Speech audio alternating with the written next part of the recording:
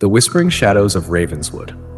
Ravenswood was a remote village nestled in the dense woods of northern England, shrouded in mist and legend. The villagers whispered about the old Ravenswood Manor, a sprawling estate at the edge of the forest, abandoned for over a century. Its decaying structure and overgrown gardens were said to be haunted by restless spirits, and few dared to approach it. On a stormy autumn night, a group of 5 friends, Eleanor, Mark, James, Lily, and Hannah, decided to explore the manor. Drawn by the thrill of the supernatural, they packed flashlights, cameras, and a sense of adventure.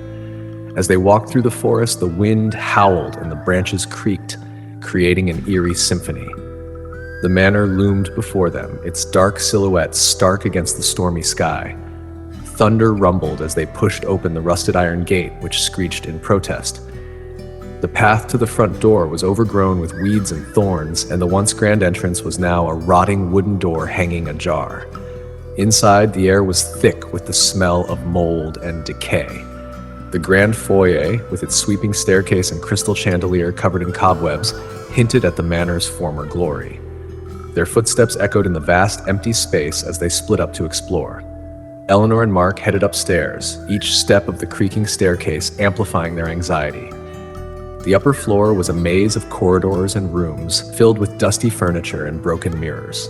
As they walked down a long hallway, they noticed the portraits lining the walls, the eyes of the painted figures seeming to follow them. They reached a room at the end of the hall, its door slightly ajar.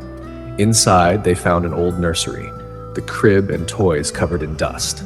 A chill ran down Eleanor's spine as she heard the faint sound of a child's laughter. Mark, too, felt an icy breeze brush past him. They quickly left the room, their hearts pounding.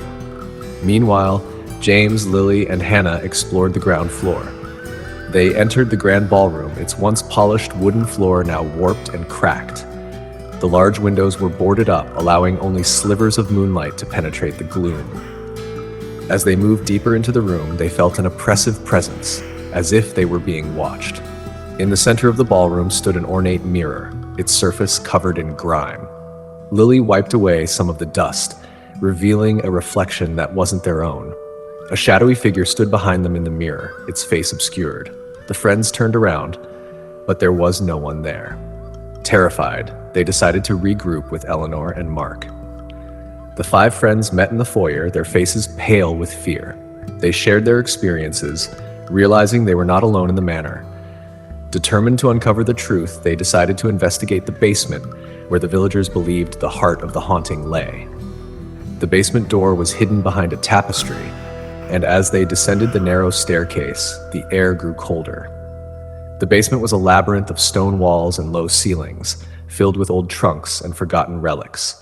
In the center of the room, they found a large iron-bound chest. Hannah, with trembling hands, opened the chest. Inside were old letters and diaries, chronicling the dark history of the Ravenswood family. They learned of a cruel patriarch, Lord Ravenswood, who had dabbled in dark arts and made a pact with malevolent spirits. His family had suffered for his sins, with many dying under mysterious circumstances.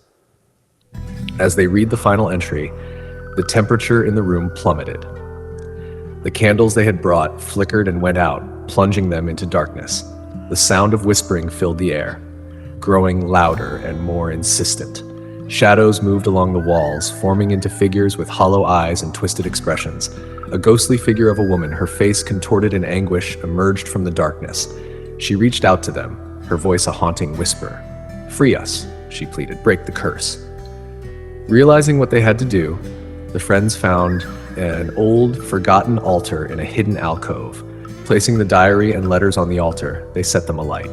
As the flames consumed the pages, the whispering grew into a cacophony of screams, then abruptly stopped. The ghostly woman smiled sadly as she began to fade. "Thank you," she whispered. The shadows receded and the oppressive atmosphere lifted. The friends, shaken but relieved, made their way out of the manor. As they stepped into the stormy night, the manor behind them seemed to sigh, settling into an eternal slumber. The whispers ceased, and the village of Ravenswood was finally free of its haunting curse. The friends vowed never to speak of that night again, but they knew they had witnessed something truly terrifying and extraordinary. I hope you enjoyed the story.